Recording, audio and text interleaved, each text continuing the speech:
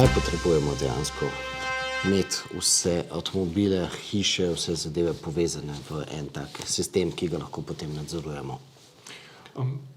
Razlog je v bistvu zelo preprost. Električna energija bo vedno dražja, omrežnina bo vedno dražja, pri fizičnih osebah se bo poslovil net metering za sončne elektrarne, se pravi to, da v resnici plačamo tako omrežnino kot elektriko samo za tisto razliko med proizvodnjo in porabo, kar pomeni, da bo glavna naloga to, da čim manj električne energije spravimo po žici v hišo in iz hiše oziroma v poslovno stavbo in iz poslovne stavbe, da čim več naredimo znotraj. To lahko naredimo pa samo tako, da imamo pravilno načrtovano sončno elektrarno in da vse naprave znotraj krmilimo, da sodelujejo, da ne porabljajo preveč oziroma da porabljajo takrat, ko je energija na voljo. Se pravi, da s tem tudi prihranimo na nek način. Absolutno gre za prihranek. Malo sicer tudi pomagamo omrežju, malo smo bolj zeleni, ampak predvsem gre za to, da tukaj fizično prihranimo denar. Škatlica Optimum dejansko pride v poštev tudi, če mi nimamo sončne elektrarne pa hranilnika. Se pravi, škatlica pride seveda v poštev, kadarkoli hočemo nekaj, kar porablja električno energijo, krmiliti. Ali pa celo samo meriti in si prikazovati, se pravi, da bi nekako vedeli, koliko energije porabimo, koliko jo vzamemo iz omrežja in tako naprej, ampak svoj glavni pomen dobi pa takrat, ko imamo recimo polnilnico za električno vozilo, pa jo hočemo krmiliti in nadzorovati in pa potem, tako kot si omenil, sončna elektrarna, hranilnik, to je pa potem res tisti njen glavni namen. Se pravi, ko jih imamo več virov, potem več lahko stvari krmilimo in več lahko v bistvu optimiziramo. Tako. Zdaj, če pa nimamo, se pravi, tegale, se pravi sončne elektrarne in če nimamo hranilnika, potem pa lahko krmilimo s tem, koliko cenejš bomo dobili v bistvu energijo za naš električni avtomobil. Tako, lahko recimo omejimo, da polnilnica dela samo med določeno uro in določeno uro ali pa da iz omrežja ne odjema več kot toliko, kolikor je sploh glede na naše varovalke na voljo in tako naprej. Skratka, ima veliko teh funkcij, ki nam pomagajo, da svojo porabo prilagodimo temu, kakršno pogodbo imamo pač podpisano, kakšne imamo cene. Pri podjetjih je to še posebej recimo pomembno, kadar plačujejo zelo različne cene ali pa da nimajo prevelike konične moči in tako naprej. Tukaj je tista fleksibilnost oziroma še bolje povedano, tukaj smo potem pripravljeni na prihodnost. Se pravi, ne glede na to, kaj se bo zgodilo, kakšne bodo cene v prihodnosti, koliko različnih tarif bomo imeli v enem dnevu, ta škatlica Optimum zna to potem že upoštevati. In kakšna bo prihodnost? Ja, kot je zdaj videti in kot se napoveduje tudi za zakonodajo, sta tle dve večji stvari, ki boste sploh pomembni za podjetja. Eno je seveda to, da bo rezanje koničnih moči, se pravi, da naenkrat ne odjemamo preveč električne energije, preveč moči iz omrežja, zelo pomembno in vedno dražje, predvsem pa tisti, ki se bodo znali temu prilagoditi, ki bodo znali recimo zmanjšati porabo, kadar v omrežju manjka elektrike, bodo s tem lahko zaslužili. Druga stvar je pa seveda to, da je popolnoma možno in se že napoveduje, da bodo lahko cene, če bomo to želeli, ali pa mogoče nekoč celo tudi obvezno, ampak mislim, da bo to stalo bolj izbirno, da imamo namesto nekega paketa, ko imamo stalno isto ceno energije, najprej po dnevih različno, potem pa celo po urah znotraj dneva. Se pravi, ko bo elektrike v omrežju preveč, to se včasih pri borznih cenah že vidi sredi noči, skoraj plačajo za to, da odjemaš elektriko. Ko jo je pa zelo premalo, je pa elektrika zelo draga. In če imamo mi eno tako rešitev, ki se temu zna prilagajati, ki zna z neke spletnega vira ali števca pobirati napovedane cene elektrike in temu prilagajati odjem, potem seveda lahko ekstremno zmanjšamo svoje stroške za električno energijo. Prej si rekel, da bomo lahko tudi zaslužili, če ne bomo v bistvu v pravem času v bistvu odjemali. Tako, se pravi, podjetja, ki upravljajo z regulacijo omrežja, se pravi, ki so zadolžena in plačana za to, da omrežje regulirajo, da ga držijo v nekem ravnovesju, da v njem ni elektrike ne preveč, ne premalo, ker moramo vedeti, električno omrežje mora biti stalno uravnoteženo, odjem mora biti enak proizvodnji. To lahko prilagajaš na dva načina, ali da prilagajaš proizvodno, ali pa da prilagajaš odjem. In nekatera podjetja se profesionalno ukvarjajo s tem, da prilagajajo odjem in zato so s strani upravljavca omrežja tudi plačana, ker mu pač to storitev nudijo.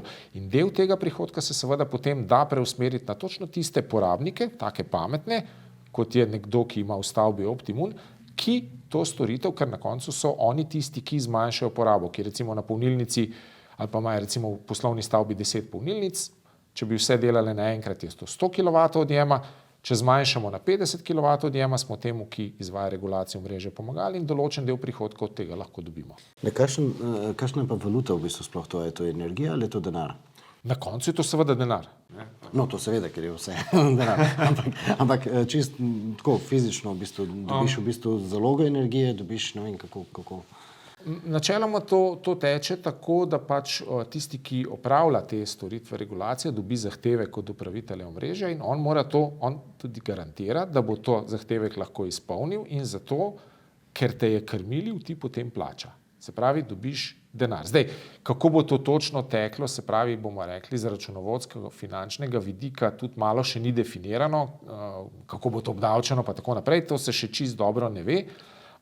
Je pa to seveda stvar, ki se že dogaja, nekatera podjetja, večji odjemniki imajo takšne pogodbe že sklenjene. Zdaj, kako bomo pa to razširili na praktično vsakogar, na vsako hišo, ki ima Optimum, bomo pa še videli. Ampak tehnično je pa to že mogoče. Se pravi, da imam jaz tudi pri lastni domači hiši možnost enako v bistvu vse. Tako, in da namesto, da je tvoj račun na koncu meseca recimo 80 € in na račun tega, da si v določenih obdobjih zmanjševal pa povečeval porabo, je recimo potem račun samo še 60 €. V praksi pogledamo kakšen primer, v bistvu, kako bo to potekalo, recimo, ne vem, danes je oblačen dan, včeraj je bil sončen. V praksi bo recimo to potekalo tako, da je recimo en tak lep sončen dan, sončne elektrarne v Sloveniji delajo, vse elektrarne pač proizvaja energije, kolikor je treba, potem pa se zaradi tega, ker recimo, ne vem, ob 11-12 rata že krepko vroče, ogromno klimatov oziroma klimatskih naprav začne delati, poraba se povečuje in pridemo do neke meje, ko tisti hip recimo v omrežju ni dovolj več elektrike na voljo. Zdaj, takrat lahko recimo elektriko začnemo uvažati, lahko recimo, če so rezerve v črpalni elektrarni ali pa v plinski elektrarni, jo takrat povečamo, lahko pa enostavno skozi to pametno omrežje enostavno rečemo, dajmo znižati porabo. Porabo je treba znižati, predikcija za 10%, če ne bomo šli čez tisto mejo in potem tisti, ki izvršuje to storitev in ki ima pod sabo v sistemu vključenih veliko takih stavb, vsem stavbam pošlje zahtevek, da zmanjšajo svojo porabo za 10%. Znotraj vsake stavbe potem vsaka taka Optimum enota to naredi. Če se kje to ne zgodi, ker je stavb veliko na voljo, potem se to kompenzira na drugih stavbah. Ne, recimo, če bi jih bilo 10, pa bi morale vse za 10%, če ena ne bodo pa ostale 11%. In to traja nekaj časa in potem, ko recimo sonce močneje posija ali pa ko se nek velik uporabnik ugasne, to je ponavadi pol ure, ura, 2 uri, dobimo spet nazaj podatek, ok, zdaj pa ni treba več omejevati moči in potem gre spet nazaj na tako stanje, kot je bilo pred to omejitvijo. In enako velja seveda tudi v nasprotni strani, bomo rekli recimo dosti znan je primer Nemčija, vetrne elektrarne po noči močno piha, veliko preveč elektrike v omrežju, kaj takrat se zgodi, ta isti regulator da vsem tem pametnim stavbam ukaz, dajte probati povečati porabo energije in recimo, če imamo doma hranilnik, ki je na pol poln, ga bomo takrat začeli na polno polniti iz omrežja in takrat prvič bo cena energije izjemno nizka, se pravi praktično si bomo zastonj napolnili hranilnik, pa še dodatno smo lahko plačani za to, ker smo pač bili odzivni in to naredili.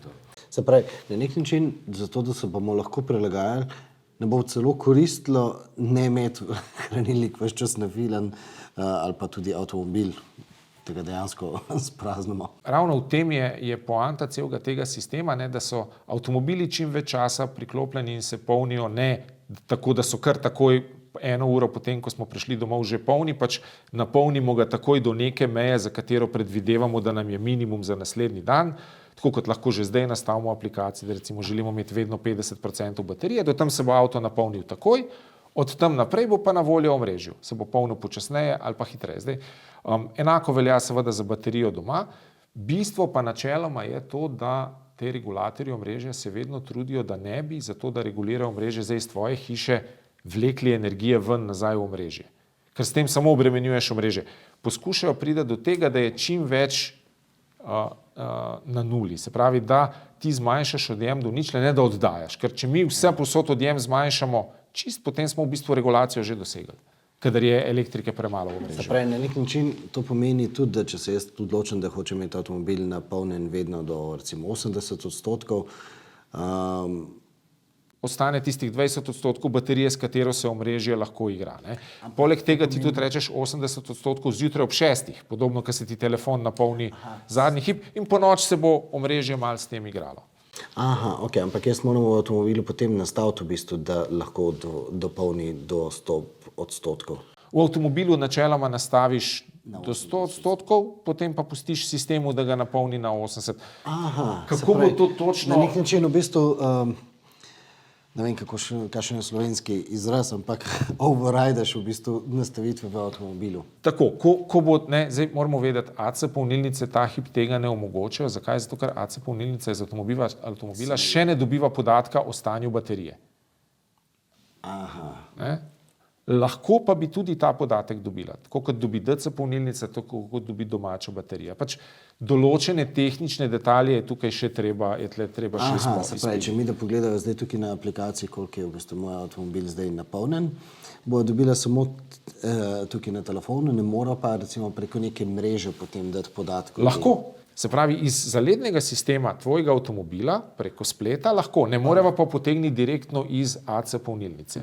Zato bojo morali biti vsi tej sistemi povezani, ker je seveda veliko bolje, da ti podatke dobivaš iz nekega že obstoječega zalednega sistema, kot da iz 10 različnih koncev sprašuješ avto. Ne? Moraš pa znati seveda na drugi strani polnilnico krmiliti. In to so pa že današnje polnilnice tudi AC v bistvu dovolj dobre. Pa dovolj dobre in ta polnilnica, ki imamo tukaj zunaj, na katero je zdaj preklopljen tvoj avto, točno to zna.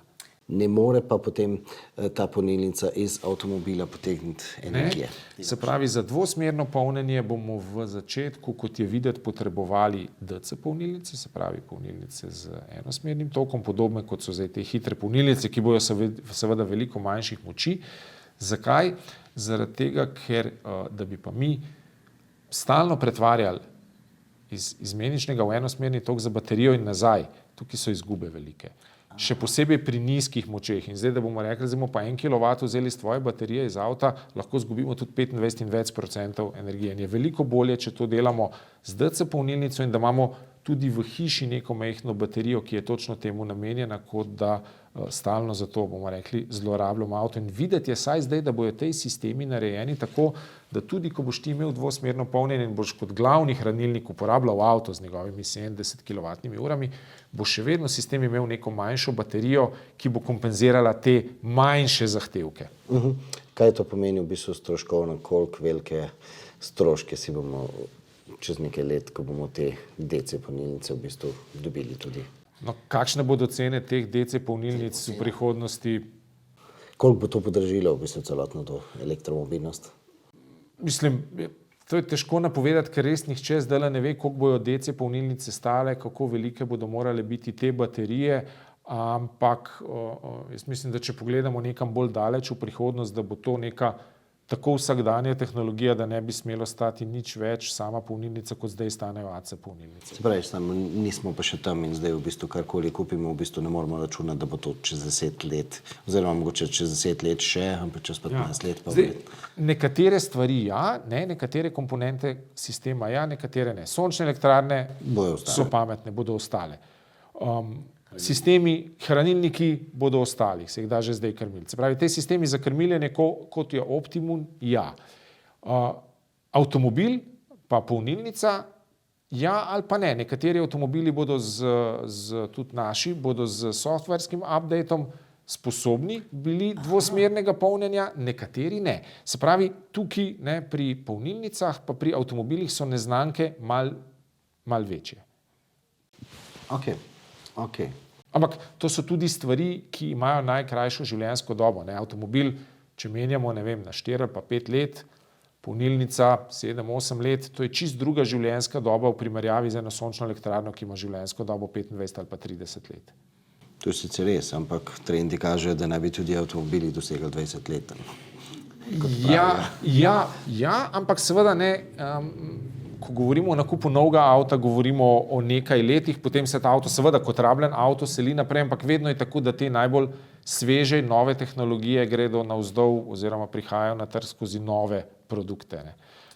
Tudi danes 15 let stara sončna elektrarna, njen razmernik nima takih sposobnosti, kot jih ima razmernik, ki ga kupimo danes. Okay. Če pogledava v podatke, kaj nam recimo?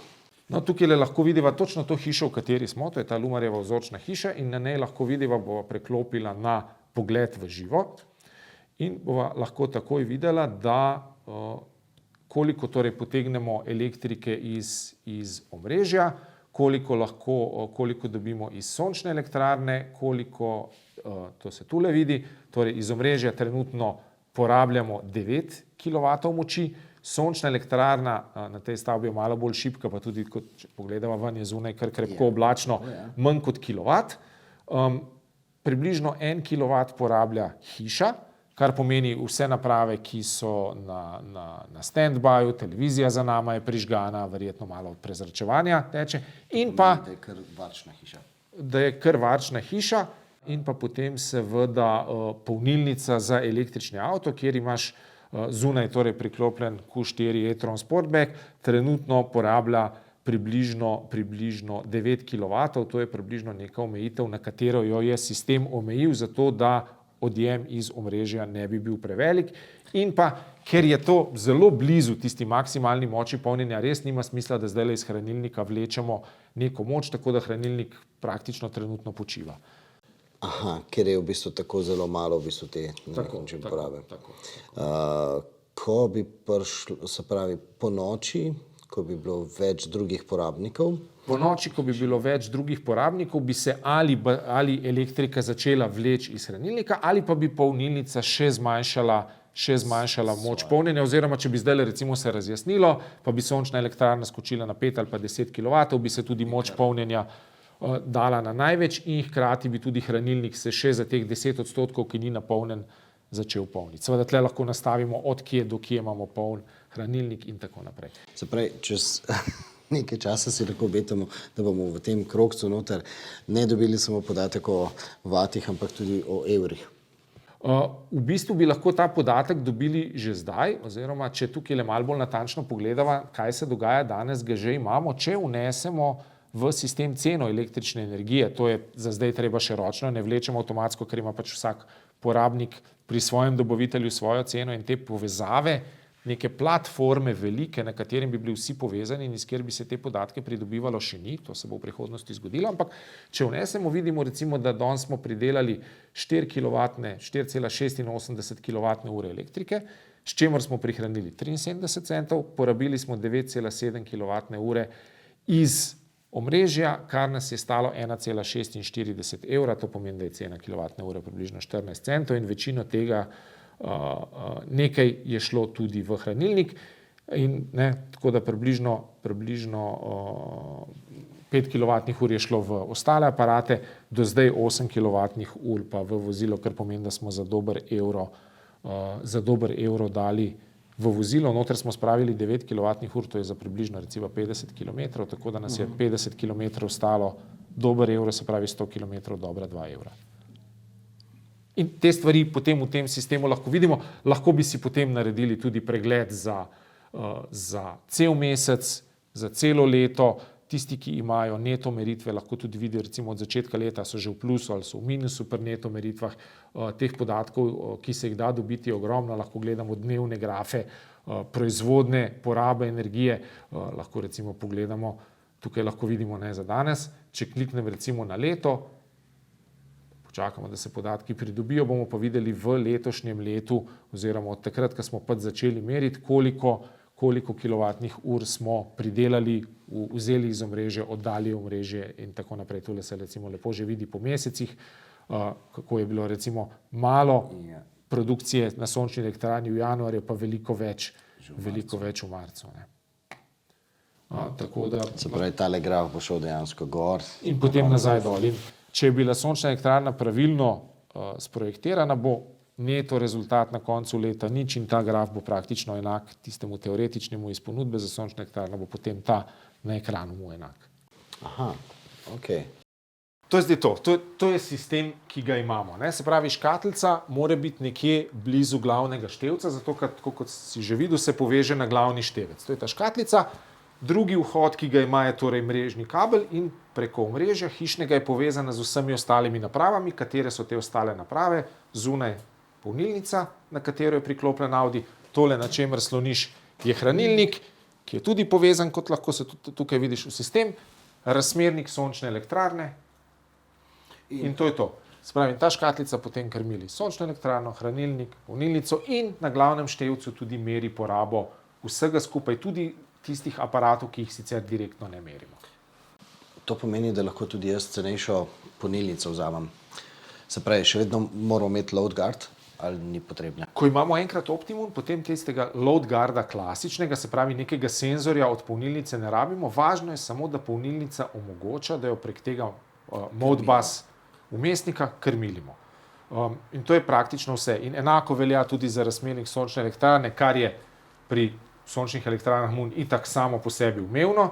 In enako velja seveda za baterijo in tudi baterije so praktično naše, pa tudi kakšna druga, tako narejene, da se jih da krmiliti in potem enostavno, ko so povezane v mrežo, dodamo samo še Optimum, Optimumu povemo, na katerih naslovih znotraj mreže so te naprave in on jih začne krmiliti.